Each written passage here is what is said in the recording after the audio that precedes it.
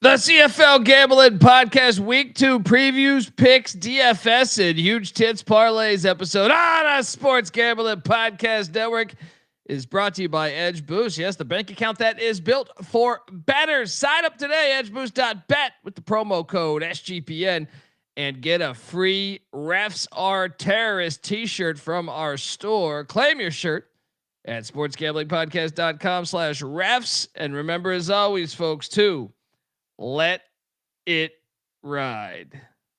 Hey, this is LeGarrette Blunt, and you're listening to SGPN. Let it ride. Welcome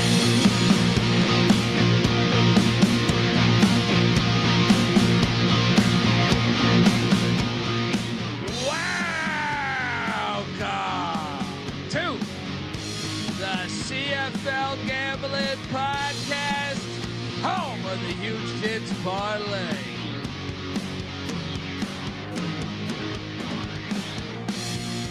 Welcome back, folks. It is that time of year again, and well, it wouldn't be a year.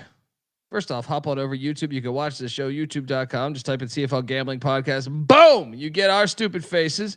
But if you're listening to this on the audio side, that works too. But it wouldn't be a great season if we didn't have a questionable first week. If you're wondering who the hell you're listening to, my name is Colby Swinging Database Dant, aka Pick Don D. That's not a pick. This is a pick. He was raised in the land down under, where a man thinks on his feet, speaks with his fists, and lives by his wits. When Dundee happened, he was a superstar. And you're nothing but a chameleon, lemon-headed, coward, terrorist pussy. And I'm after you, buddy. You're going to pay for it. Good night. It felt good having real football back compared to that UFL bullshit going on across the border. Felt good watching a real kickoff.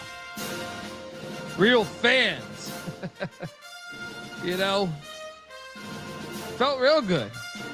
With the exception of rough start, but our locks. Call me Mike Loxley over here, because as much as we struggled, and I had some fire DFS plays too. I am joined by my co-host. He is the host of the Old Fashioned Football Podcast and the UFL Gambling Podcast with myself. Give it up for Justin Mark, aka No Turd J Mark. How are you? I know you're sick, but tell the world just how sick you are. I'm doing good. I'm hanging in there. We did have a rough start, but we called Calgary right. We said they were getting disrespected by the books, even from the win totals when we discussed those. And it looks like we were spot on with that if they can keep that momentum going.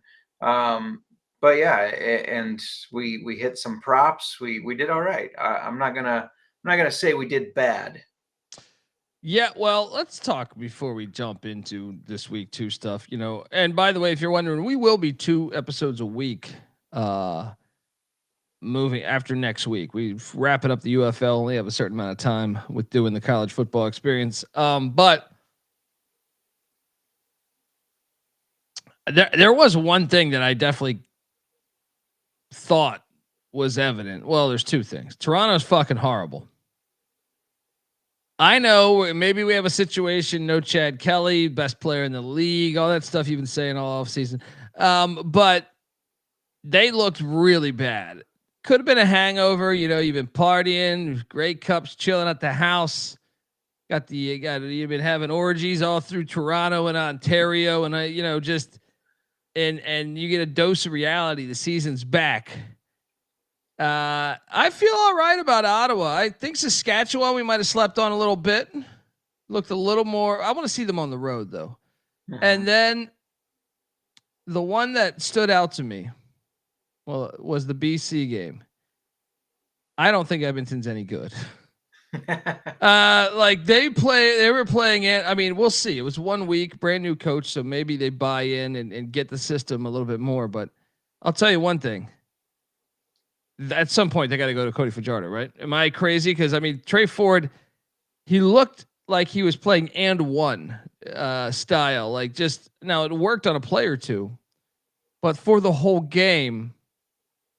And I'm a Trey Ford guy. I just think you got to know how to use them. I think you should run them more creatively, as opposed to just dropping back, playing and one ball, playing. It's like you're playing 500 or some shit, jackpot.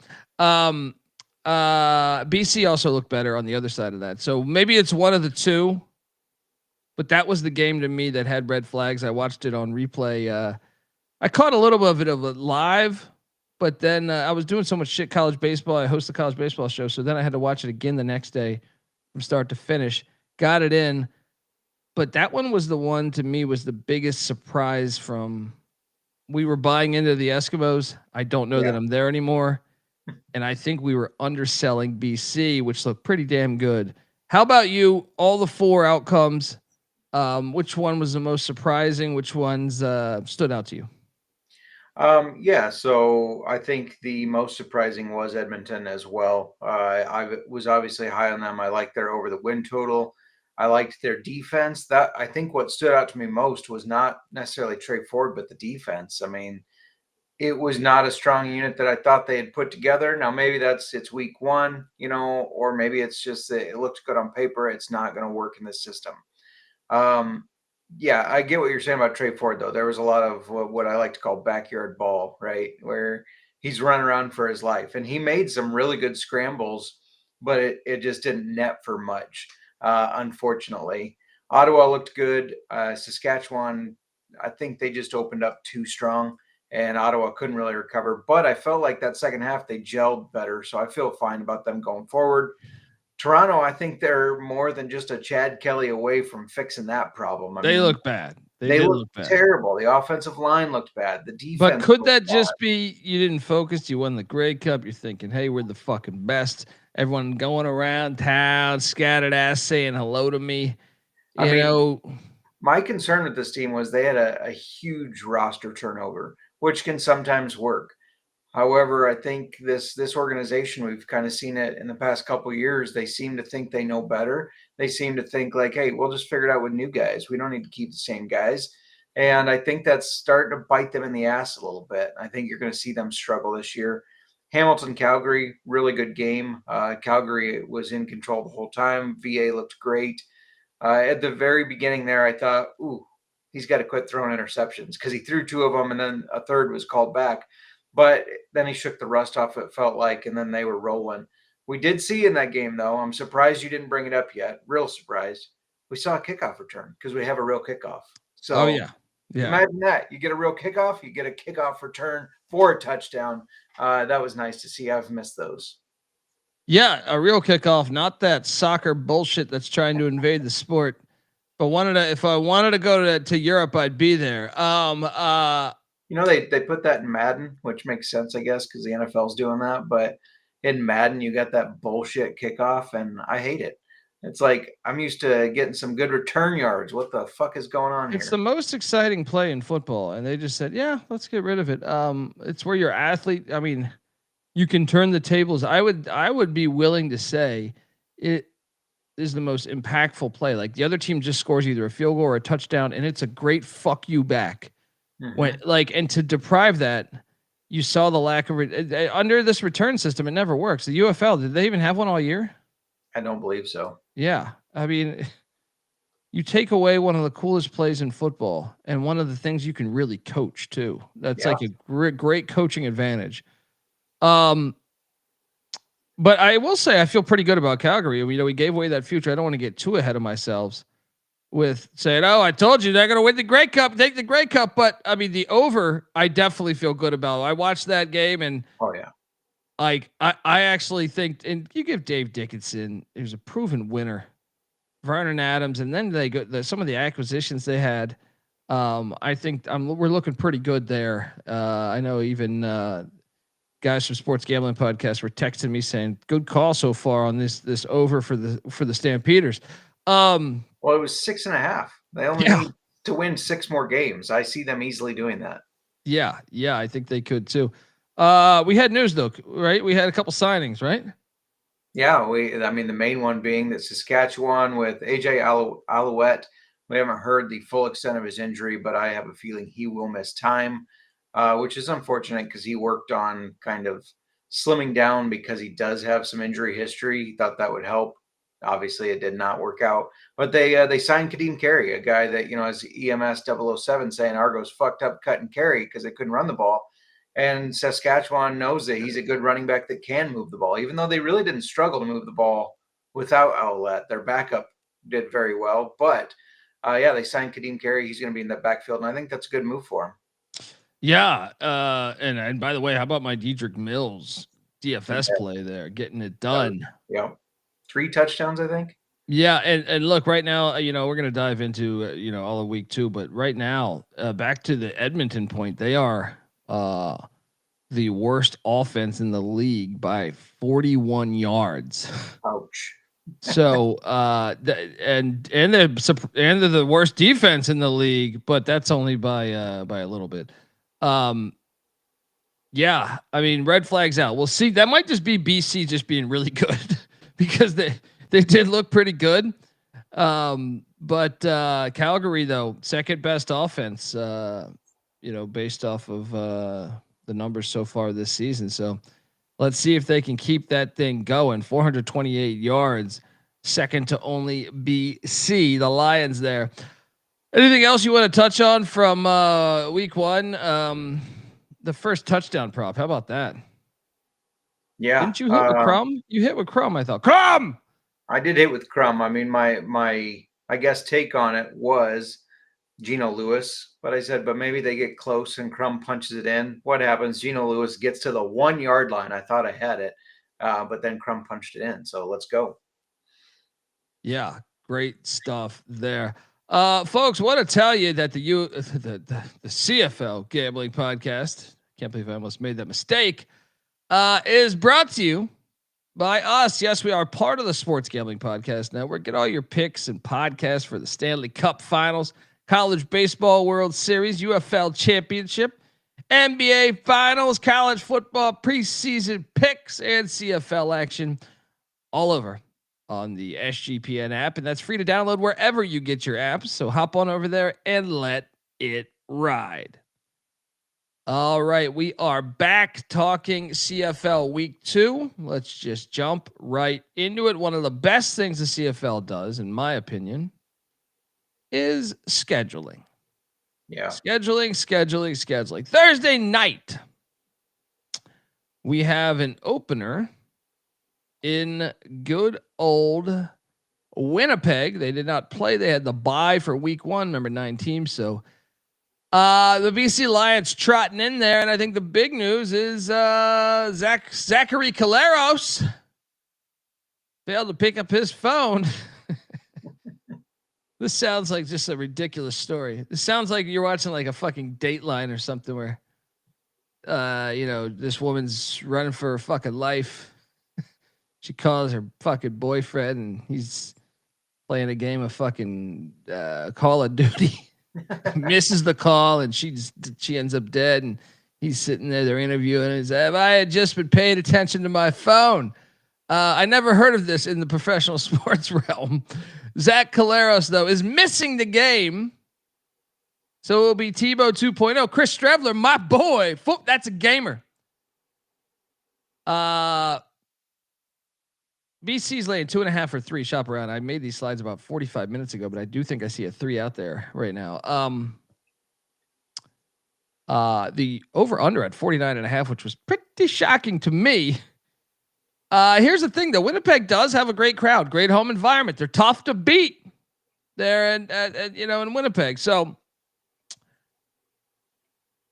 I'm not going to overthink this though. Chris Strevler's great, but he kind of makes them a little one-dimensional. If you watch the UFL, first off, we know the CFL much, much, much, much better than the UFL, but Strevler's got a little bit of Max Duggan to him. I think he's a little bit more Tebow-esque, right? I love Strevler, but I do think Winnipeg knows how to use him more creatively than say St. Louis does with Duggan.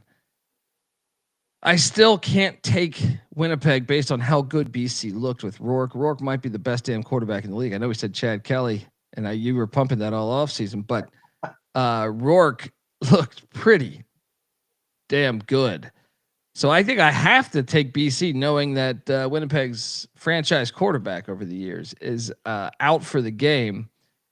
I do think the under 49.5 is the best play on the board, though. But give me BC.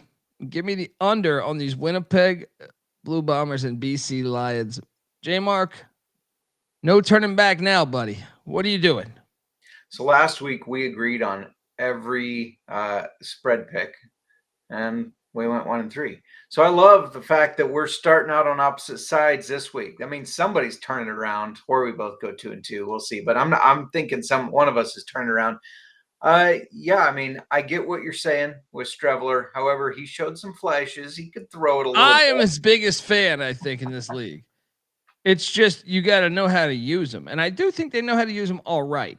Yeah, I get that. I think this number has a little bit of a lift because BC, I mean, they did look great last week. But is that more of that maybe Edmonton's not as good as we thought they were? I think so. I think that BC will be, I don't think they're going to get creamed in this game. However, Winnipeg does historically own them, especially recently. They've won 4 of the last 5, no matter where it was. And no matter who was playing. I mean, we're talking about BC with Rourke. We're talking about BC with VA. We're talking about some good BC teams that could move the ball. Winnipeg has had their number. I mean, last year at the beginning of the season, or I guess different coach though. They look tougher week 1, man. Yeah, maybe that could be. I mean, if you look back August 1st, 2024, 25-0 Winnipeg won. And I believe I was on Winnipeg that game. Yeah, and that was a decent BC team.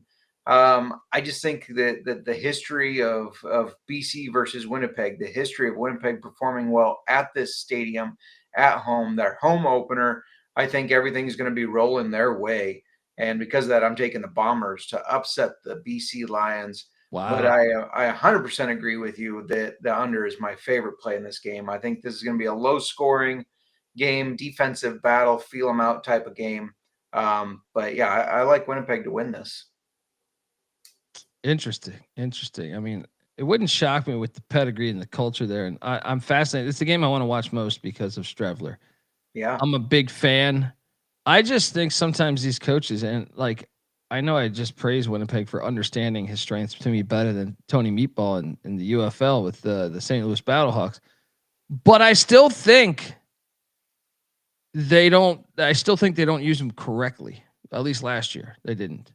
So I think, if you really, what a world. What sport is this? This is badminton, Canadian badminton, in Manitoba specifically. So you're in the right place. With you. It's Canadian football. About to celebrate the 112th Grey Cup. Yeah, it's been happening for quite a while. I mean, the Toronto Argonauts been playing since since like 7 years after the sport was invented. Yeah, I'm good. I can't wait to watch against Strevler. But to me, I would run option read every fucking play. And then you can go play action out of it. Sometimes these coaches can't help but get in the way. Well, I can dial up this play here. No, know what you have. We'll see. I'm fascinated by the game, but give me BC. It does seem chalky. I'll say that. It seems very fucking chalky that I'm on the BC side. Going to the next game, Friday night. The Montreal Alouettes, who did look very good, game 1 there. What do you think that was more of? The Alouettes looking great or Toronto looking terrible? I think you had a little A, little B, but I think if I had to lean one way, I would say Toronto looking terrible. I mean, their defense couldn't stop anything. And how about Sean Thomas Erlington? Yeah. Didn't have to. Now I understand why they made some of the moves they did. And Davis Alexander with his feet too. So now they head to Ottawa, take all these Red Blacks. This game's at a pick right now. Over under at 49.5. 'Cause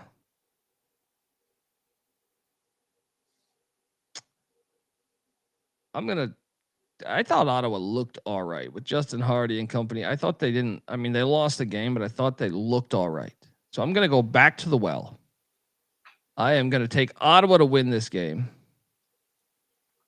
And I'm going to take the under 49.5 with Montreal's defense being super legit. But they are on the road. But give me the under. So 2 unders to start it off. I'm going Ottawa. And by the way, after this, we should hit on the first touchdown props that are available on DK. What are you doing here?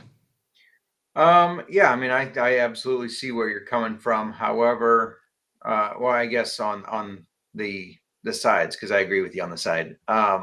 I think Ottawa, they really put it together in that second half. That's when you saw them. It looked like everything started clicking. They were a little slow to begin with, but everything started clicking that second half. Now, I am a little nervous picking this now because Drew Brown has been limited in practice. He did fuck up his knee a little bit. That dude just stays injured. Yeah. And him, I mean, the way he went down, it was kind of his own fault too, because he kind of crumbled right before the hit. And then they landed on him awkwardly because of that. It's like, if you took the hit, you probably wouldn't have gotten hurt. But anyways, I think he will play. I think he's going to be all right. I worry about the mobility a little bit. But again, they started playing better in that second half. I think they started putting it together. And last year, their biggest thing was they won at home. I think they only lost 1 game at home last year, 7-1-1. So, yeah, give me Ottawa to win this one. I think they get it done here and get on the right side. However, on the total, I get your point, but I think I'm going over. I think both these defenses are going to. You feel good on the over if Drew Brown doesn't play? If he doesn't play, it does make me nervous. But I mean, they got Dustin Crum. Come on, we love Crum. Actually, I think their second is Schultz. So that concerns me a little bit. Now AO saying that Drew is out. But yeah, that would change my pick, by the way. If you're listening to this late and they've announced that, yeah, I would then take Montreal to win this game. Yep. But the line is reflecting he's playing, in my opinion. Yeah, otherwise they wouldn't be favored, I don't think. Yeah. They offer if he's playing Ottawa and the over for me. Although to his point, Dustin Crum is the odds-on favorite there to score a touchdown. Him and Caleb Evans. Well, he scored the first touchdown last week. I understand, but still, I was just saying Drew Brown is pretty fucking far back. But I guess I don't know what to make of that. Let's talk about first touchdown of the game or anytime score in that specific game. Montreal Alouettes at Ottawa Friday night. You know me, I love to sprinkle. That's one of my favorite things to do is just the first touchdown prop. And the way they spread these games out, you can have a lot of fun with that. I mean, my guy Justin Hardy's plus 1,300.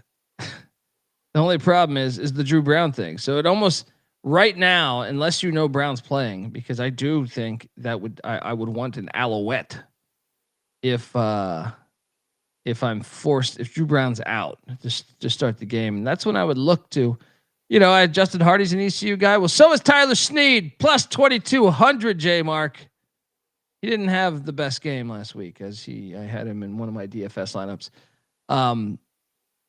Maybe this is the time to jump on it. Plus 2,200, first touchdown of the game. Where you going? It's hard for me not to go with these quarterbacks because we saw it multiple times last week where CFL teams, they get close within I would say 3-yard line, and then they do the quarterback sneak because it's effective. It works. So you got Caleb.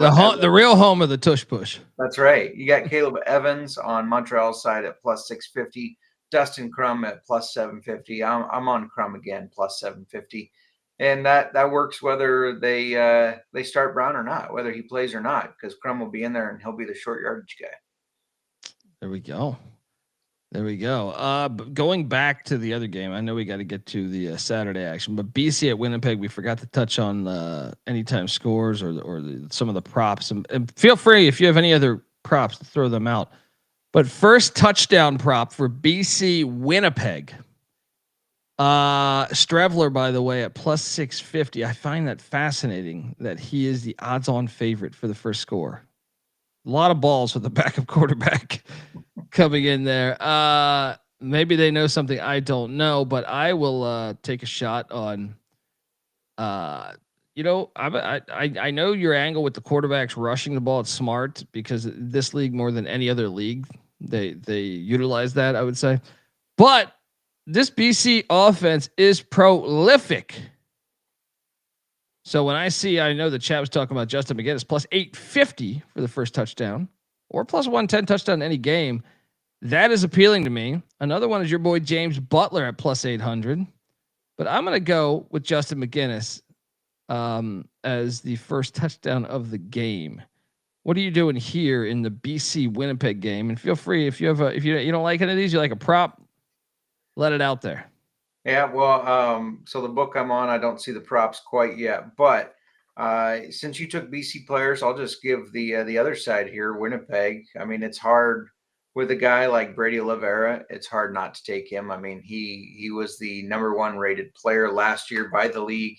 He is a guy that I think they're going to really heavily rely on, especially this week without Claros.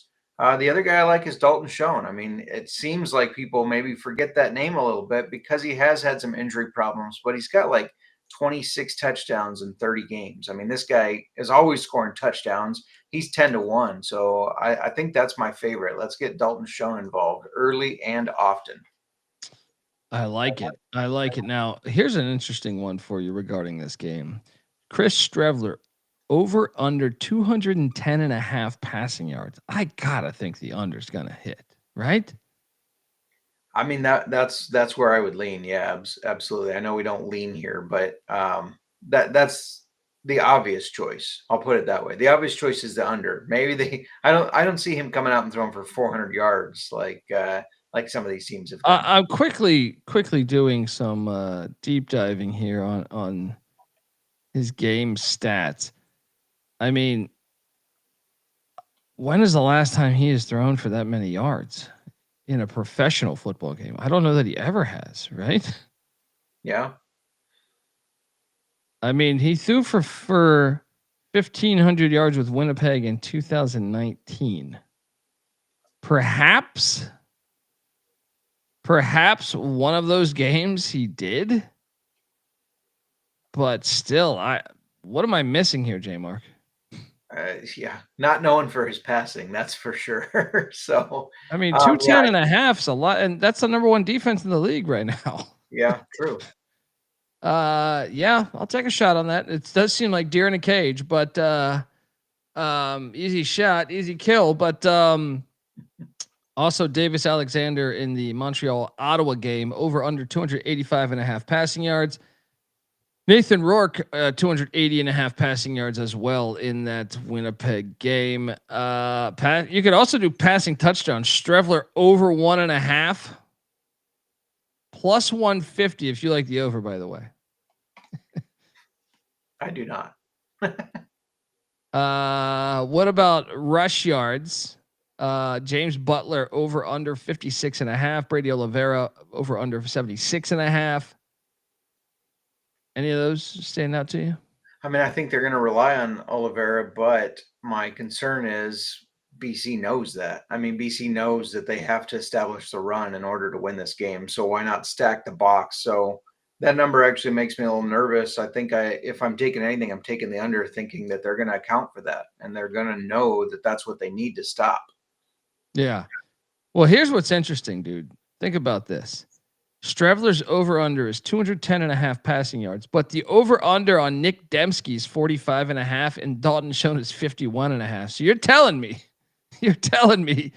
that if Schoen and Dembski, if their projected numbers combined for about 95 yards, who the fuck is getting the rest of the yardage? Good question.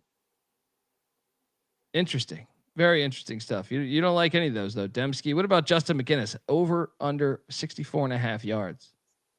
Chat was talking about it earlier.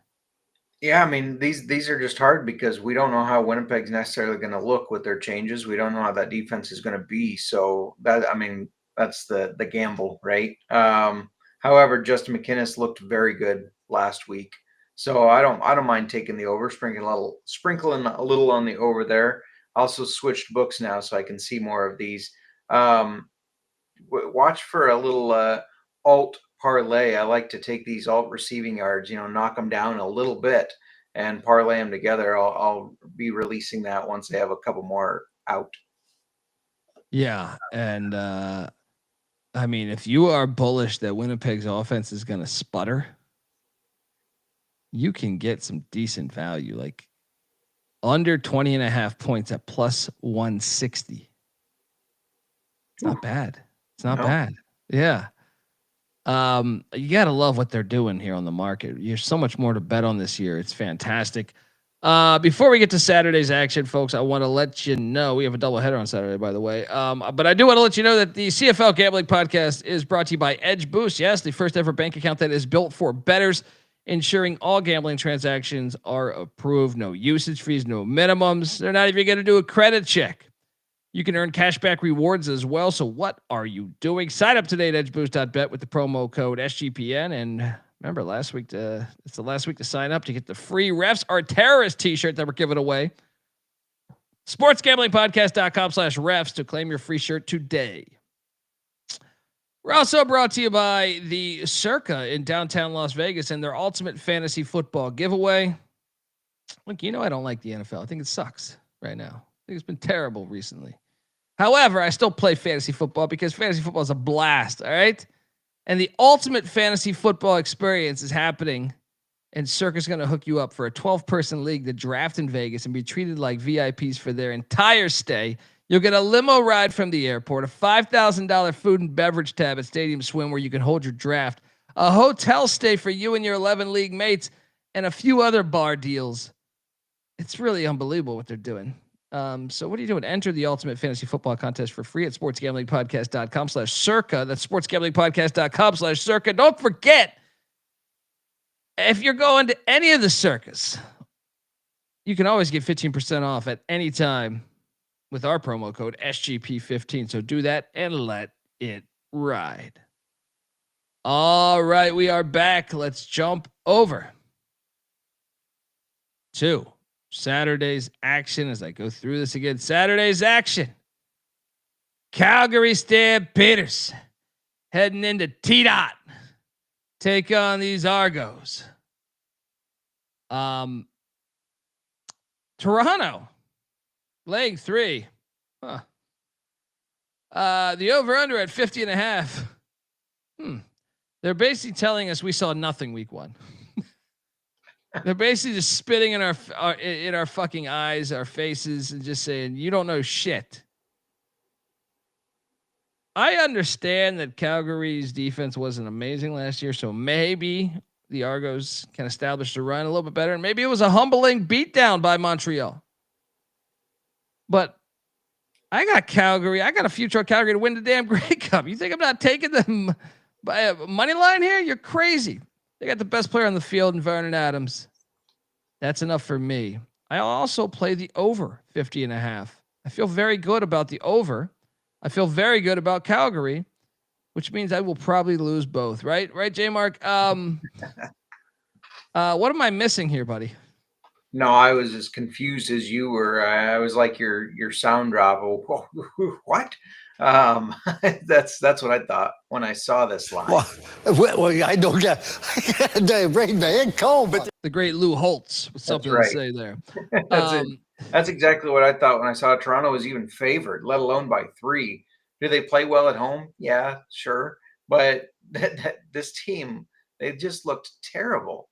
They looked terrible. I mean, you can't tell me that they're 3 points better than a Calgary team that looked really good. I mean, and if you look at last year, Calgary, we could argue not the best. They played very competitively against Toronto, 39-25. They lost that one. 27-23, they won that one. This line is just, it stinks, which, sometimes when they stink, it bites the bettors in the ass. It bites us in the ass, but I'm taking Calgary with you. At least we disagreed on ridiculous. At least we disagreed on one game, the first one there. This is what it seems so chalky. How about this too? Vernon Adams right now on DK plus 115 over 1.5 passing touchdowns. Smash What, it. what am I missing here? The fuck am I missing? It's the same thing we said at the beginning of the year when we just looked at totals. Calgary is disrespected. I don't get it because, I mean, if you looked at week 1, you would think the books would have kind of corrected that, but they're still getting disrespected. And I thought they looked damn good. So, I don't get this. This is an easy play. Yeah. What could go wrong? I'm just fascinated by that. I mean, it seems so chalky, but how about first touchdown props? DK's got a bunch of them, but I just 1.5 passing touchdowns. What I feel like Toronto, the way Toronto's defense looked last week, you would think no matter who they're playing, you would want to take the 1.5, let alone Vernon Adams, one of the best quarterbacks in the league. First touchdown. You know, Dedrick Mills does come to mind, plus 800. If you want to play the quarterback angle, PJ Walker plus 800 there. Deontay McMahon plus 650. Maybe he has a bounce back game. Jared Dogecoin also at plus 600. Yeah, call me crazy. I'm just going to continue to milk these wideouts. Actually, you know what? Let me switch it up. Dedrick Mills plus 800. He treated me very kind in DFS. I'm going to jump on that. What are you doing here?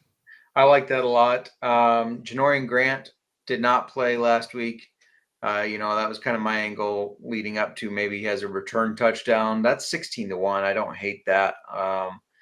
And by the way, I don't know if you heard, but he now wants it pronounced Deonta McMahon, not McMahon anymore. It's McMahon. Yeah, that's not going to happen on this show. I'll tell you that right now. Yeah, that'll change. I mean, I think I don't know which one will go first, the Eskimos or the McMahon. What the fuck are we talking about? Live from McMahon Stadium. I'm surprised you didn't go with your guy DeMonte Coxey, but again, they looks terrible. I'm gonna keep it simple. PJ Walker. I'm seeing him 8-1 here. Just keep it simple. I think they get close and they run it in with him. Though I like Mills to get one too. Obviously, they don't mind relying on him. They did it a lot last week. I think they will do it again. So that was he's good. Plus 115 anytime, by the way. Oh, smash that. Yeah. 3 touchdowns, I believe, last week. Memory serves me correct. Jump on that action. I mean, there's not a ton of props out there right now, but I'm on I hate promoting this book, but I'm on ESPN Bet because sometimes you can get some better lines there.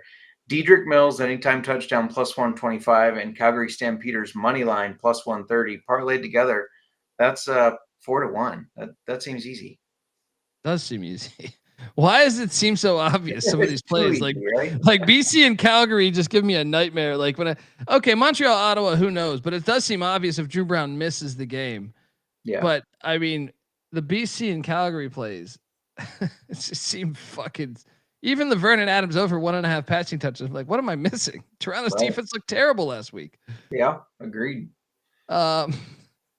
Maybe they're asleep at the wheels the first couple weeks in the CFL. They're focused on college baseball. They're focused on the NBA. They're focused on the NHL. The nightcap. Saskatchewan heading into Hamilton to take on the Ticats, who I reluctantly have another future on. Didn't they sign Jake Delgala? I think they signed Jake Delgala. I thought I saw that. Yeah. Like that's going to help anything. I know. They love just the veteran quarterbacks. Saskatchewan's laying 3 over under at 50.5. This is a money line play. I'm dropping the hammer, guys. I'm dropping the goddamn hammer. Saskatchewan's got to prove it to me on the road. Now I will say they looked a lot better than I assumed.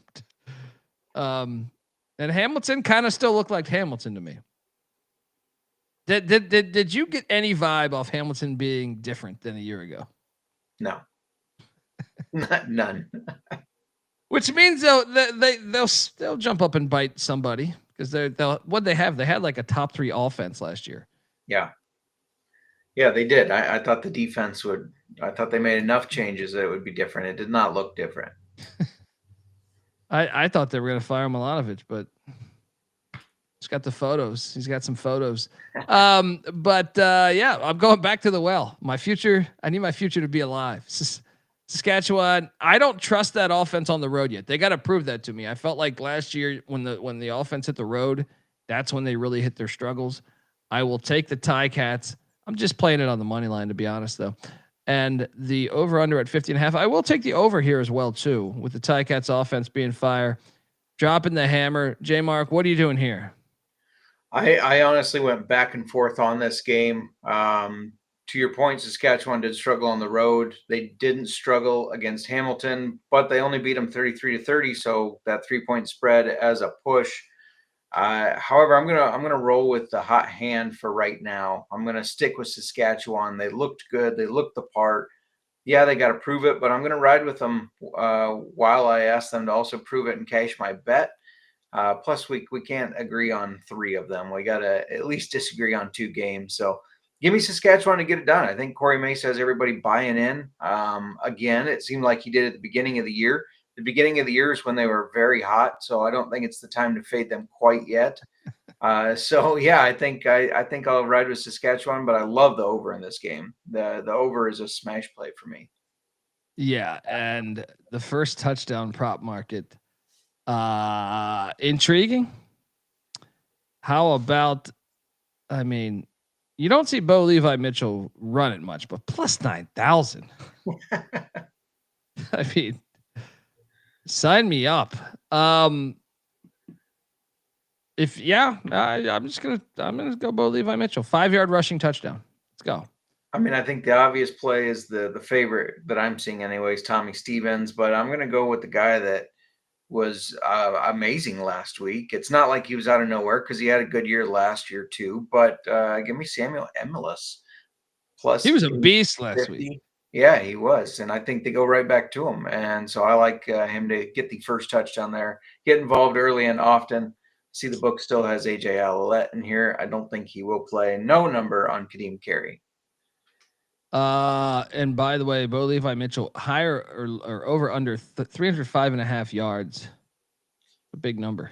What's his touchdowns at? 1.5? Passing touchdowns 1.5, but that's at minus 155. See the difference with that and Vernon Adams. Vernon Adams is plus 115, which is shocking to me. What are they doing? They're asleep at the wheel. A little bit. I'm trying to see what else. I mean, you ever mess with any of these? To win by a certain amount. You can have a lot of fun with that. Like you just said, Saskatchewan beat Hamilton by 3 last year. Yeah. If you can, so to win by Saskatchewan to win by 1-6 is plus 275.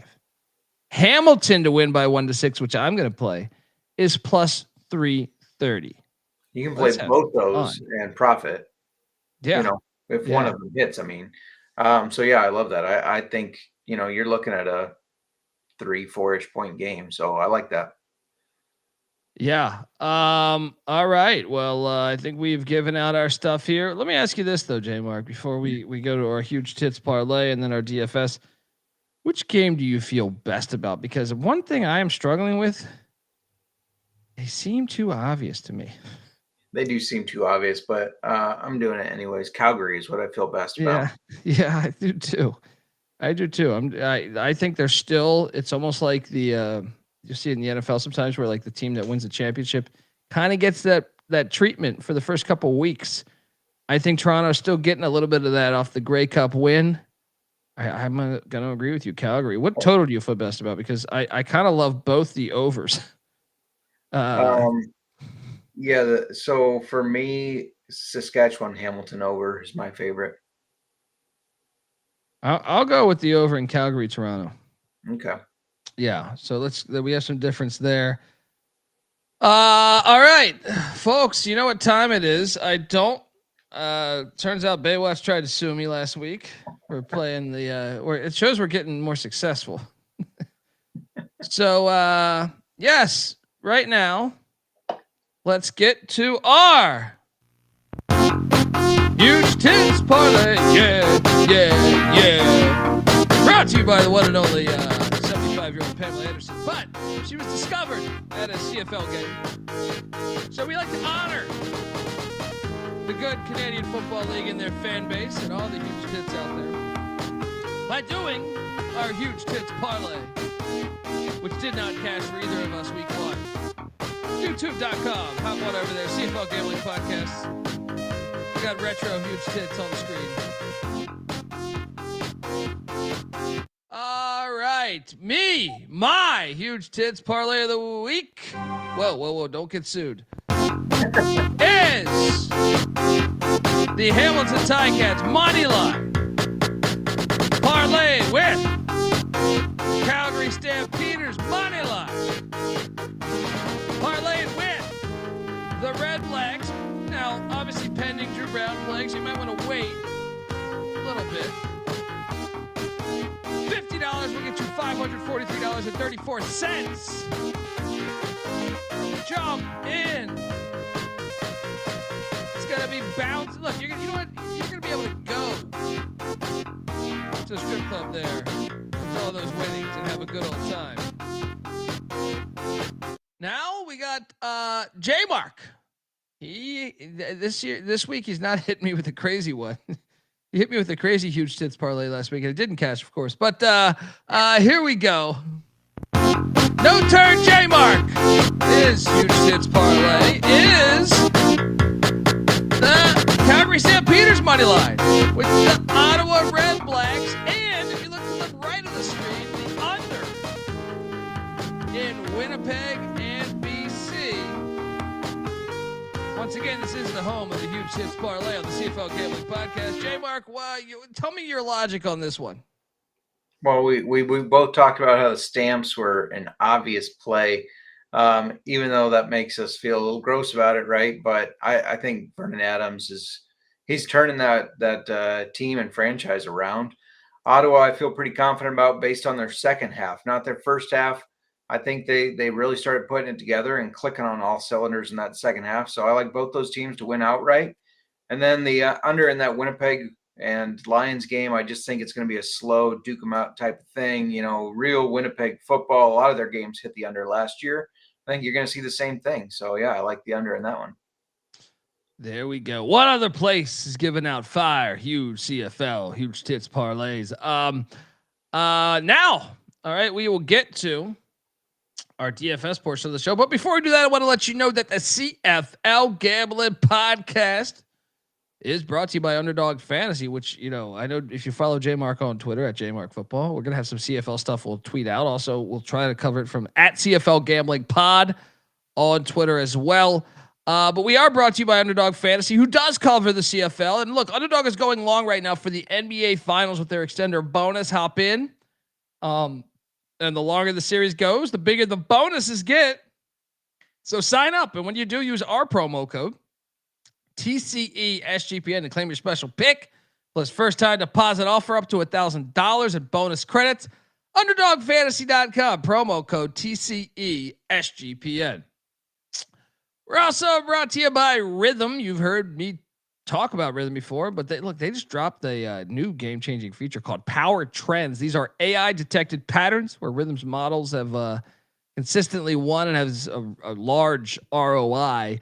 Think a strikeout prop that wins 59% of the time when the line and win probability hit a certain range. Power Trends are updated daily and exclusive to Rhythm and Rhythm only. No touts, no noise, clean data back bets, baby.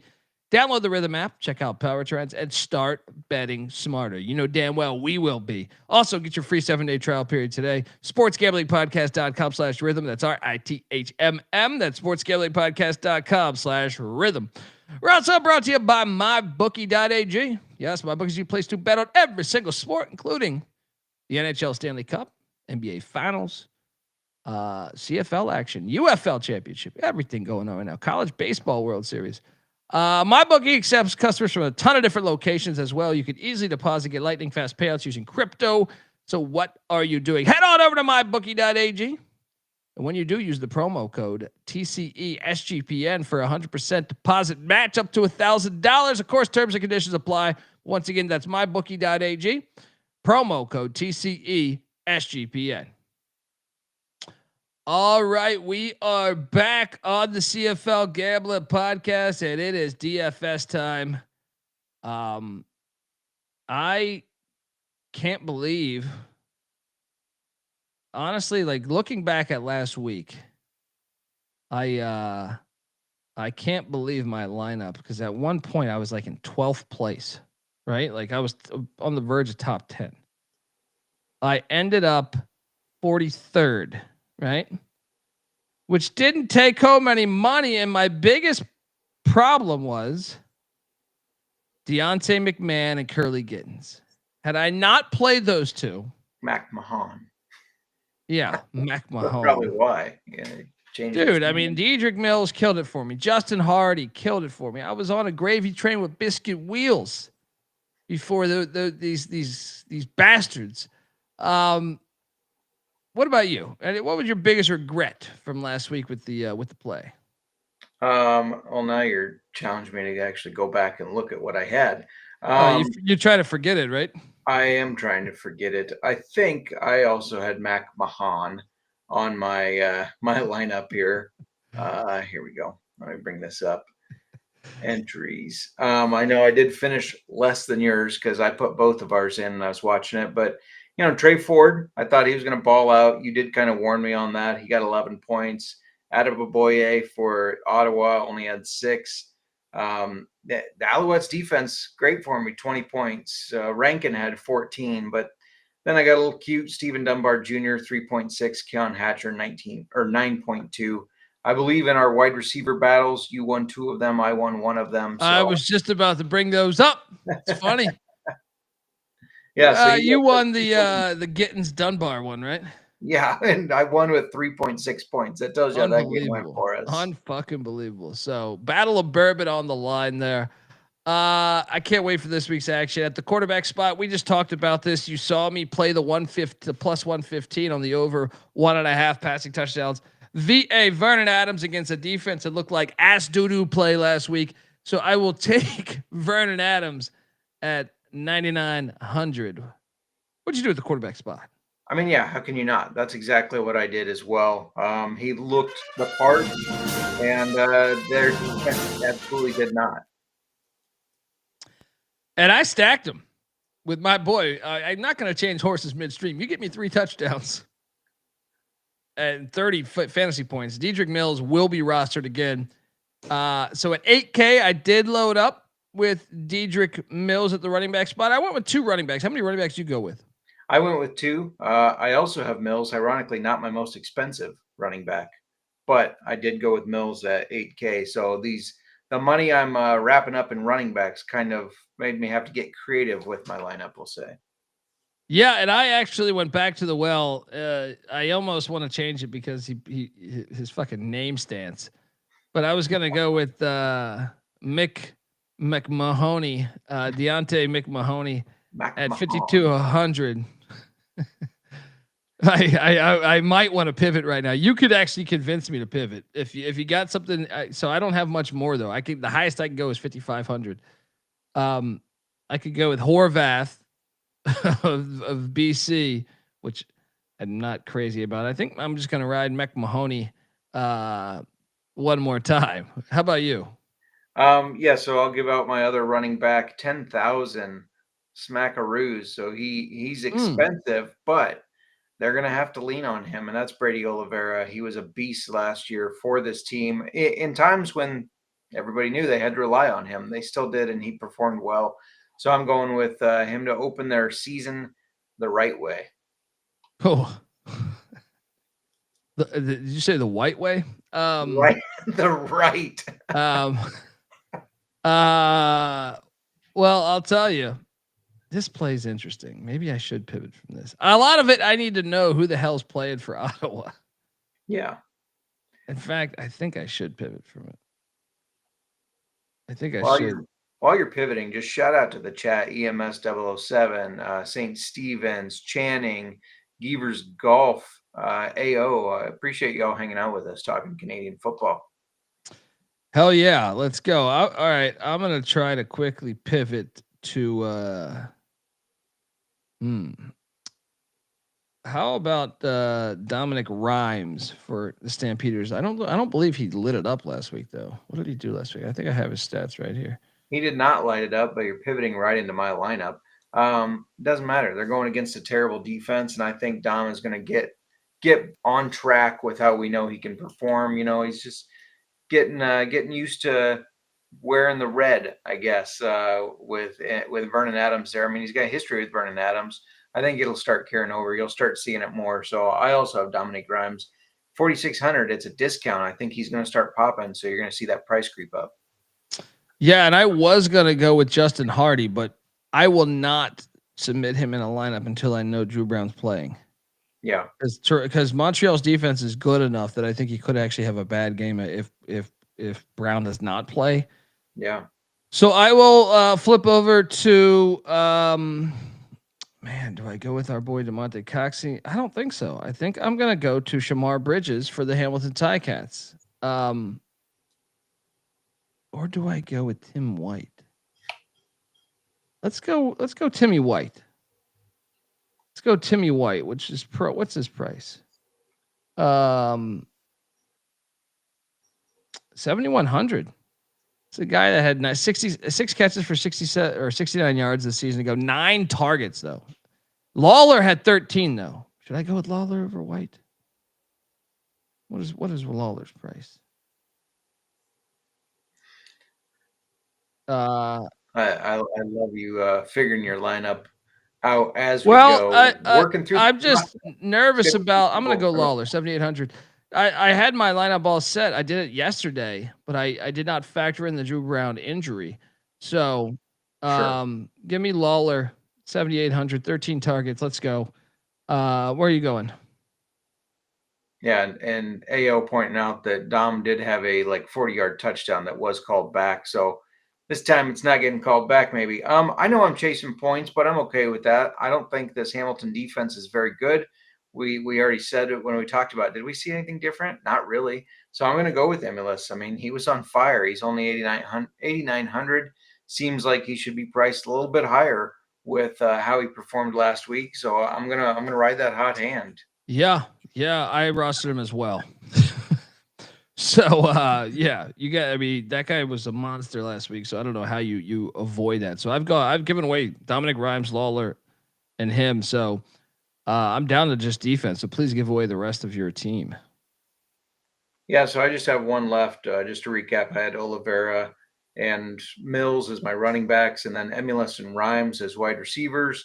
And then I put in a guy that I already talked about a little. Yeah, I'm a little nervous that he's catching passes from Streveler, but he's a playmaker, and that's Dalton Schoen. I think last year he had injuries and kind of a stagnant year. I think he gets back on track this year. He's fully healthy, and he's only $3,000, and I needed a bargain guy, and that's a bargain. So give me Dalton Schoen for the Winnipeg Blue Bombers, who will win this game. Bold. Well, I disagree because my defense is the BC Lions at 3,900. They don't know how to use Streveler all the way, and because of that, BC's going to put the kibosh on that season opener because this prick Caleros couldn't answer his phone. All right. So, 3,900 BC. That is my roster. See you on the gridiron. What is our battles in the Battle of Bourbon? First, give away your defense. Then we'll talk about that. Yeah. So my defense, I'm just fading an offense, and that's Toronto. Nick Arbuckle. I mean, this guy in starts, he's got like a 50-some completion percentage, 17 interceptions to only 11 touchdowns. I'm fading Arbuckle and Toronto, so give me the Stampeders, 3,600. They're cheap. I know they didn't look great, but they looked good enough that I think they can put up some points against this Toronto offense. There we go. Our Battle of Bourbon, buddy. I know we both have. I don't think we had any difference, did we? Did you have Lawler? I did not. So Lawler against was Schoen, but what was Schoen's price? He's much cheaper. Yeah, he's 3,000. Yeah. Okay. And Emilus is more than Lawler, right? By a decent amount. Yeah. Oh well, you know what? It pivots to next week. Yep. I'm in the lead. I can feel very comfortable right now that Johnny Walker Blue is looking pretty fucking good. I'm joking. I wouldn't do that. I mean, well, maybe we'll see. See how much you pissed me off along the road. Folks, give J Mark a follow on Twitter at JMarkFootball. I'm on Twitter at the Colby D. The CFL Gambling Podcast is on Twitter at CFL Gambling Pod. Follow. Also, please like and subscribe on YouTube. That's even bigger for us. YouTube.com. Hop on over there, type in CFL Gambling Podcast. You get our stupid faces, but it really helps us. And we're building an army. All right. And it starts when the huge tits parlays cash. Yeah. Looking forward to it. Till next week. This is the CFL Gambling Podcast. Make sure you check out the Old Fashioned Football Podcast and the College Football Experience and the UFL Gambling Podcast. And yeah, looking forward to seeing you next week. All right. Once again, this is the CFL Gambling Podcast, the home of the huge tits parlay. You better start thinking about yours. And we out of here.